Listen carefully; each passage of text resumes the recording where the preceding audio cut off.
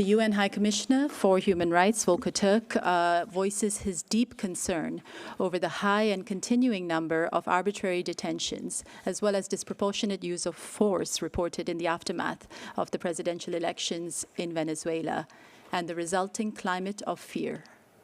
It is especially troubling that so many people are being detained, accused, or charged either with incitement to hatred or under counterterrorism legislation.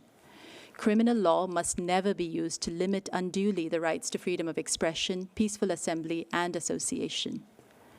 According to official statements, over 2,400 people have been arrested since the 29th of July. This figure includes the arbitrary detention of protesters, human rights defenders, adolescents, people with disabilities, members of the opposition, or those perceived to be connected to them, as well as people who serve as electoral observers accredited by opposition parties in polling stations. In most of the cases documented by our office, the detainees have not been allowed to appoint lawyers of their choice or to have contact with their families. Some of these cases would amount to enforced disappearances.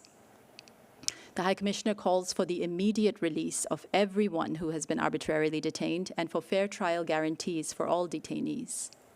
The disproportionate use of force by law enforcement officials and the attacks on demonstrators by armed individuals supporting the government, some resulting in deaths, must not be repeated.